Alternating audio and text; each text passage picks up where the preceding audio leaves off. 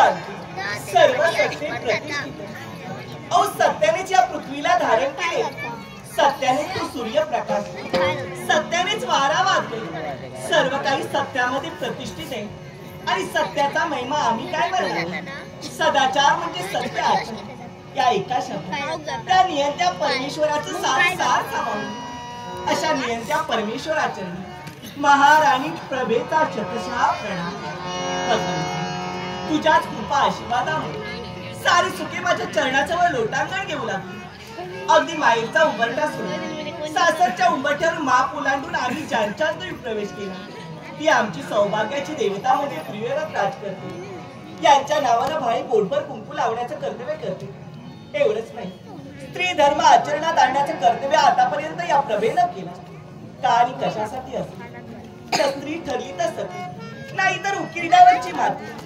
आणि त्यात विधान योगित आतापर्यंत संसार सुखमय कसा होईल आणि माझी सौभाग्याची देवता सुखी कशी राहील यासाठी आतापर्यंत आटोकाटने प्रयत्न केले. भगवंता, स्त्रीची 4 रूप, पत्नी, भगिनी, माता आणि कन्या. आहा म्हणता माझी 3 रूपे अगदी सहज परिपूर्ण झाली. मात्र राहिलं ते मातृत्व. अद्यापही मातृत्व प्राप्त झालं नाही.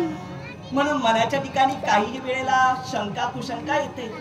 पण भगवंता, अरे तुझ्याच हृदयातून साकारलेली अद्वितीय अशी कल्पना, नित्यांगाचा डोळ, कला गुणांचा महामेळ, अशा विविध रूप आम्हा स्त्रियांची निर्मिती तू केली. मग हे स्वप्न तू माझं कसं बरं अपुरं ठेवशील? ते ना आज ना उद्या माझं परिपूर्ण होईल. हे जरी सत्य असतं ना तरी सुद्धा, जरी माझ्या उदरातून ज्या बाळाने जन्म घेतला नाही तरी सुद्धा कीर्तीच्या उदरात ज्याचा जन्म झाला तो म्हणजे चंद्रसेन. तो सुद्धा माझाच बाळ. आतापर्यंत माया कर्तव्य करतो. पण काही का असेल आमच्या राज्यात संकट वावरू लागलं आणि ते संकट दुरापास्त करण्यासाठी आमची सौभाग्याची देवता गेली. पण अद्यापही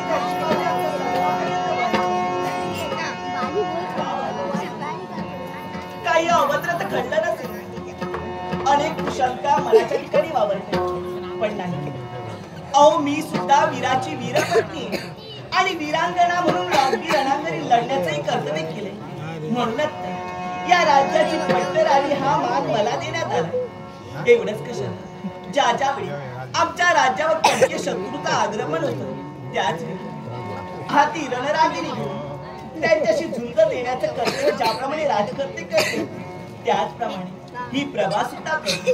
आणि म्हणूनच हे राज्य आमचं सुखमय आणि अगदी सुखमात वागवण्याचं कर्तव्य करते. हे जरी सत्य असले ना तरी सुद्धा ज्यांच्या नावाने भारी पोटभर कुंकू लावतो ही आमची सौभाग्याची रेखा. कधी आमच्या सौभाग्य आणि अधीन झालेल्या मनाचं समाधान करेल. एक आज पुराशी लागली. म्हणूनच लवकरात लवकर या. तुमची किती म्हणून मी वाट पाहिजे, किती बरोबर किती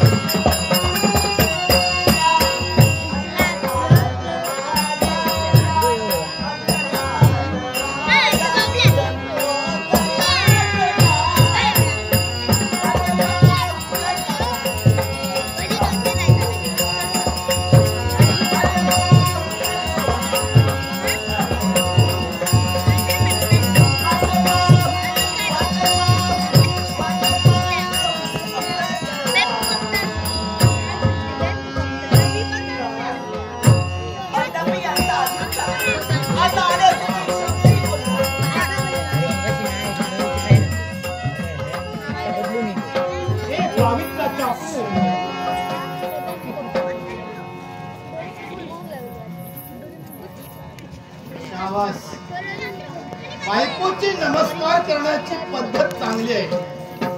वा, जसा नमस्कार केला तसा आशीर्वाद आहे. काय हा, असा आशीर्वाद देतात? बायको जशी नतमस्तक होईल त्याप्रमाणे नवऱ्याने आशीर्वाद द्यावा. अहो याच्यामुळे कारण आपणच आहोत. याच्यामुळे काय ग? मला सांगा, हा, येण्यासाठी एवढा विलंब? हो, म्हणजे मार्गदर्शक आम्ही स्त्रियांनीच करायची. कसं आहे, मी काही तुमच्याप्रमाणे केवळ स्वयंपाकच गृह सांभाळत नाही. हो हा, काय? मी एक कर्तव्यदक्ष राजा आहे. येईल त्याला न्याय देणं हे माझं कर्तव्य आहे.